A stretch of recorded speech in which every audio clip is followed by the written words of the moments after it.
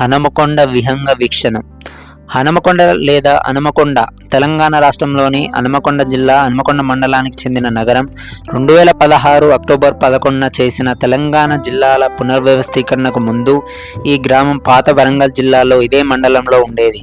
పునర్వ్యవస్థీకరణలో దీన్ని కొత్తగా ఏర్పాటు చేసిన వరంగల్ గ్రామీణ జిల్లాలోకి చేర్చారు. ఆ తర్వాత 2021లో వరంగల్ పట్టణ జిల్లా స్థానంలో హనుమకొండ జిల్లాను ఏర్పాటు చేసినప్పుడు ఈ గ్రామం మండలంతో పాటు కొత్త జిల్లాల్లో భాగమైంది. ఈ యొక్క ముందుగా 1000 స్తంభాల గుడి చరిత్ర చెప్పే ముందు ఈ యొక్క హనుమకొండ జిల్లా గ్రామ చరిత్రను తెలుసుకుందాం. చారిత్రక ప్రశస్తి కలిగిన ఈ గ్రామానికి హనుమకొండ అనే పేరు ఉండేది. కాలక్రమంలో అది హనుమకొండగా మారింది. కాకతీయ సామ్రాజ్యం ఏర్పడక ముందు హనుమకొండ రాజధానిగా చేసుకొని పోరంకి పుంతలాదేవి పాలించారు. సైన్యాధ్యక్షుడిగా పోరంకి అంకమరాజు పనిచేశాడు.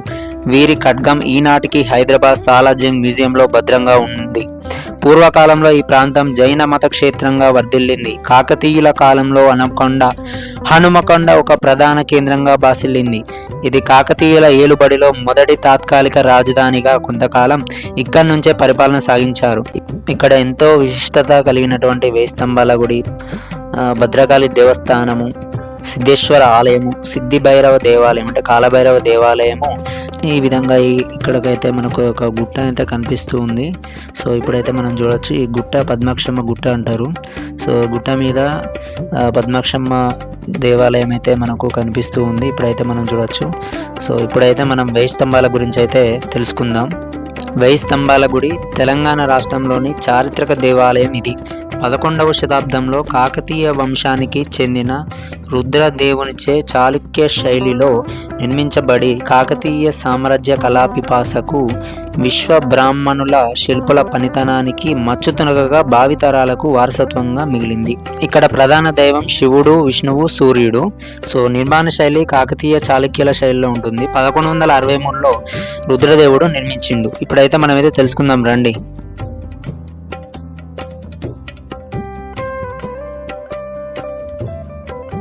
1000 స్తంభాల ఆలయాన్ని చాళుక్యుల దేవాలయాల మాదిరిగానే నిర్మాణ శైలిలో నిర్మించారు. రాజు రుద్రదేవుని పేరు మీదుగానే దీనికి శ్రీ రుద్రేశ్వర స్వామి దేవాలయం అని పేరు వచ్చింది.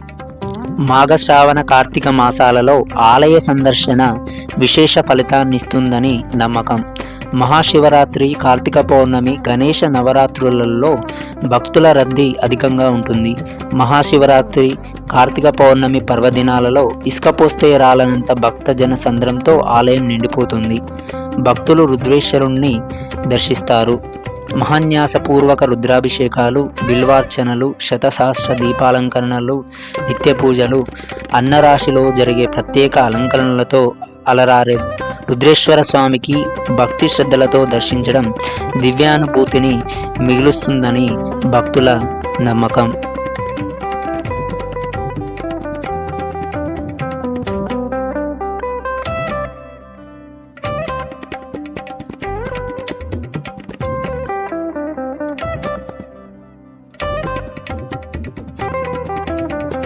ఈ 1000 స్తంభాల గుడి ఇది హనుమకొండ జిల్లా హనుమకొండ మండలం హనుమకొండలో పట్టణంలో ఉంది.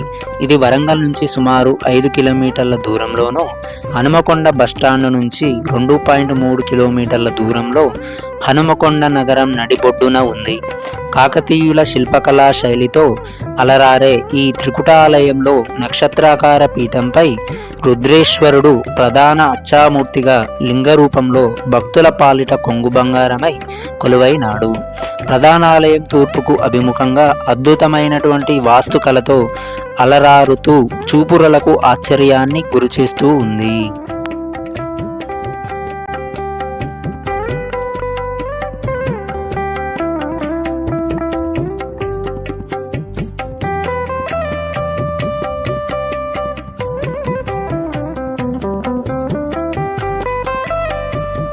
ఆలయ ముఖ మండపానికి ఉత్తరాభిముఖి అయి ఉన్నటువంటి నందీశ్వరుని విగ్రహము అయితే మనం చూడవచ్చు. నల్లరాతితో మలచబడినదై కళ్యాణ మంటపానికి ప్రధాన ఆలయాలకు మధ్యన ఒక టీవీ లాగానైతే మనకు దర్శనమిస్తూ ఉంది. ఇప్పుడైతే మనం చిత్రంలో చూడవచ్చు. చూడండి ఎంత బాగుందో, నల్లరాతితో చెక్కబడినటువంటి నందీశ్వరుని విగ్రహము చూడండి ఎంత బాగుందో. సజీవంగా గోచరమయ్యే నందీశ్వరుడినికి ఎదురుగా ఉత్తర దిశగా ద్వారపాలకులుగా ఉన్నట్లుగా నిలిచినటువంటి గజశిల్పాలను వాటి సభామండపంలోనికి వెళ్ళిన పిదప విఘ్నేశ్వరుణ్ణి అర్చించి భక్తులు రుద్రేశ్వరుణ్ణి దర్శిస్తారు.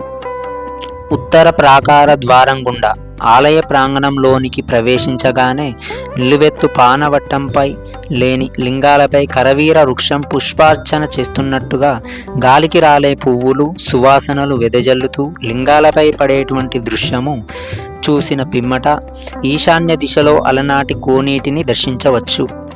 ప్రధాన ఆలయం నక్షత్రాకార మంటపంపై బుద్ధేశ్వరుడు, విష్ణువు, సూర్య భగవానులకు వరుసగా తూర్పు దక్షిణ పడమరలకు అభిముఖంగా 3 ఆలయాలు ఏకపీఠంపై అద్భుతమైన శిల్పకళతో మలచబడినది. ఇప్పుడు మనం చిత్రంలో చూడవచ్చు శ్రీ రుద్రేశ్వర స్వామి వారిని అయితే మనం చూస్తూ ఉన్నాం. ఇది కొత్తగా నిర్మించిన కళ్యాణ మండపం. ఆలయ మండపంపై లతలు, పుష్పాలు, నాట్య భంగిమలో ఉన్నటువంటి శ్రీమూర్తులు, పలు పురాణ ఘట్టాలను శిల్పాలుగా మలచిన తీరు చూపురలను ఆకర్షిస్తాయి. కళ్యాణ మండపము ప్రధాన ఆలయాన్ని కలిపి మొత్తము 1000 స్తంభాలతో నిర్మించిన కారణంగానే ఈ ఆలయానికి 1000 స్తంభాల దేవాలయం అనే పేరు ప్రసిద్ధి. నీటిపాయపై ఇసుకతో నిర్మించిన పునాదిపై భారీ శిల్పాలతో కళ్యాణ మండపం నెలకొల్పిన తీరు కాకతీయుల శిల్పకళా చాతుర్యానికి అద్దం పడుతుంది. ఆలయ ప్రాంగణంలో మారేడు, రావి, వేప వృక్షాలు భక్తుల సేద తీరుస్తాయి. ఆలయ వాయువ్య దిశలో వాయుపుత్ర, అభయాంజనేయ స్వామి, నాగప్రతిమలు కొలువైనవి.